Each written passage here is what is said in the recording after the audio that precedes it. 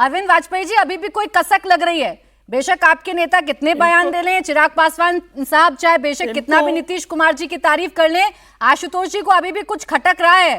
ये सब ठीक नहीं है भाई, ये झूठी तस्वीरें हैं जो आ रही हैं। इनको समझाने, प्राची जी, इनको समझाने का कोई फायदा नहीं है।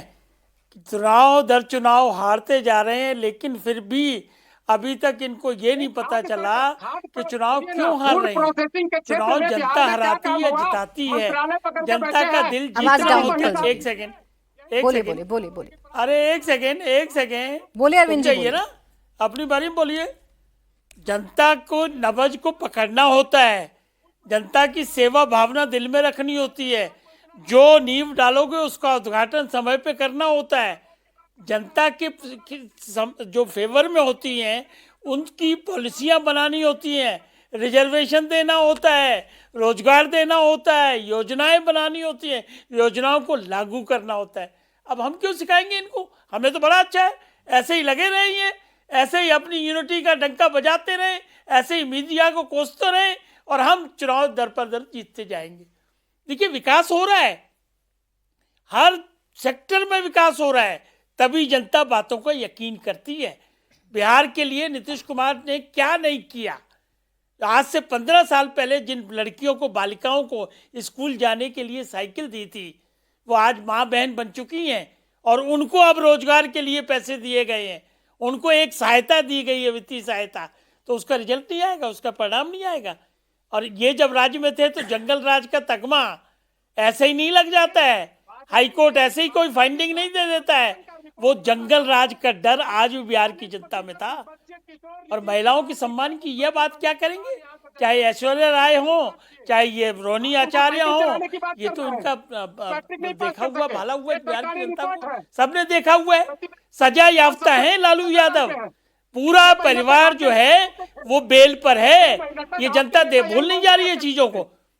क्या हो गया इनको? अरे आपकी आवाज नहीं आ रही है। पहले बात सुनो, फिर बोलो। उत्पल वल्लभ जी, बिगड़ सुने बोलोगे जाओगे क्या? उत्पल वल्लभ जी, जनता इसीलिए लाइक नहीं करती। वल्लभ जी, इन्होंने बिहार में, मुझे यकीन है कि आप पहली बार डिबेट में नहीं आए हैं। आपके बाकी साथी भी बड़े प्यार से, बड़े आराम से सुन रहे हैं, अपनी बारी का इंतजार कर रहे हैं। मुझे उम्मीद है कि आप इस नियम को फॉलो करेंगे, वरना आपकी आवाज डाउन रहेगी। उत्पल जी, डिस्टर्ब ना करें। जब जनता को बताना था तब बता नहीं पाए। अभी यहाँ चिल्लाकर कुछ हासिल नहीं होगा, परिणाम नहीं बदलेंगे। कल नीतीश कुमार मुख्यमंत्री पद की शपथ लेने जा रहे हैं। आवाज थोड़ी कम रखें। बोले अरविंद जी, कंप्लीट करें। देखिए, ये हाइड्रोजन बम फाड़ते हैं, अर्थक्वेक लाते हैं पार्लियामेंट में, देश की संवैधानिक संस्थाओं को बदनाम करते हैं। ये जनता नहीं चाहती है, जनता बिल्कुल इसको लाइक नहीं करती है। इनको इतनी बात नहीं समझ के आ रही है। और जहाँ तक गठबंधन का सवाल है ना जी, इनके गठबंधन का, उसमें मेन जो जड़ है वो इनको मालूम पड़ी है और उसी की वजह से आपस में मतभेद और बढ़ गए। कांग्रेस का खोया हुआ वोट जो है वो रीजनल पार्टियों के छत्रपों के पास है। कांग्रेस उसको वापस लाना चाहती है, उसमें कामयाब नहीं हो रही है और ये बात रीजनल पार्टीज को समझ आ गई है। इसीलिए अखिलेश बाबू ने क्या कहा है, या उनके पार्टी के लीडर्स ने क्या कहा है कि हमारे को इसका गठबंधन का नेता होना चाहिए। मध्य प्रदेश में कितना कैसे जलील किया था इनको, रात भर बिठाया और टिकट नहीं दी थी।